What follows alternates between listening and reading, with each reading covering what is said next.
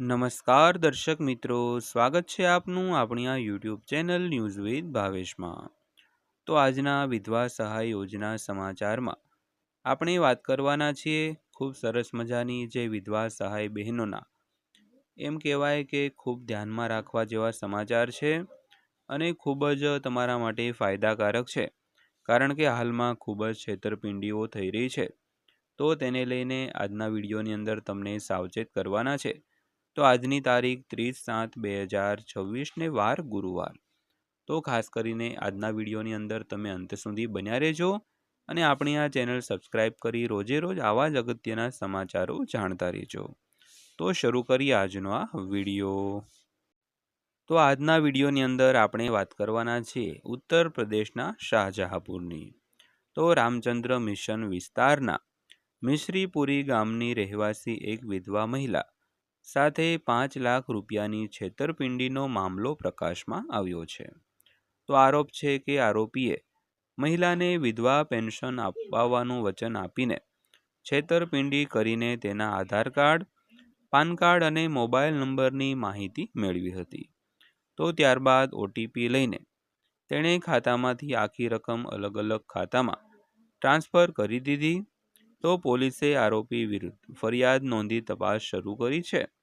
તો મિશ્રીપુર ગામના રહેવાસી સ્વર્ગસ્થ ધર્મપાલની પત્ની મીરાએ પોલીસને આપેલી ફરિયાદમાં જણાવ્યું હતું કે તેનો પતિ એક ફેક્ટરીમાં કામ કરતો હતો. વર્ષ 2023માં તેમના મૃત્યુ પછી કંપનીએ વળતર તરીકે તેમના બેંક ખાતામાં 5 લાખ રૂપિયા જમા કરાવ્યા હતા. તો ખાસ કરીને જે ઉત્તર પ્રદેશ રાજ્ય છે તેનું એક શાહજહાંપુર શહેર છે.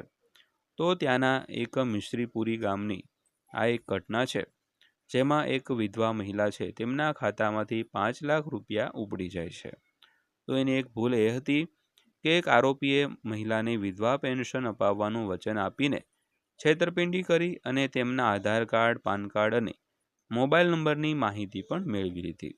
તો ત્યારબાદ ઓટીપી લઈને તેમના ખાતામાંથી જે 5 લાખ રૂપિયા હતા, જે તેમના પતિને કંપની તરફથી મૃત્યુ બાદ મળ્યા હતા, તો તે 5 લાખ રૂપિયા છે તે અલગ અલગ ખાતામાં ટ્રાન્સફર કરીને આ વિધવા મહિલાનું ખાતું છે તે સાફ કરી દીધું હતું. તો એવો આરોપ છે કે રોસર કોઠી ગામની રહેવાસી નમન તેણીને વિધવા પેન્શન અપાવવાનું વચન આપીને તેણીનું આધાર કાર્ડ, પાન કાર્ડ અને મોબાઈલ નંબર લઈ જઈ હતી. તો આ પછી તેણે ઓટીપી પણ માંગ્યો હતો.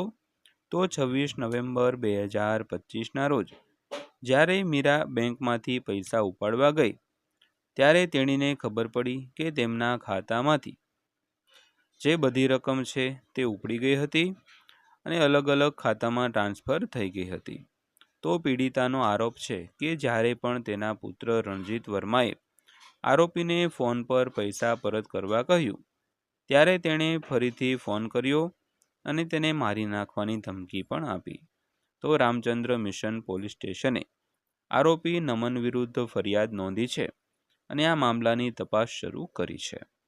તો ખાસ કરીને આજના વિડીયો બનાવવાનો હેતુ એ છે કે આવી ભૂલ તમારી જોડે ક્યારેય ન થાય અને કોઈ પણ અજાણ્યો વ્યક્તિ હોય તેને આધાર કાર્ડ, પાન કાર્ડ અથવા તો મોબાઈલ નંબર અથવા તો બેંક ખાતાની વિગત છે તે શેર કરવી નહીં, નકર તમારી સાથે પણ આવો કિસ્સો છે તે બની શકે છે.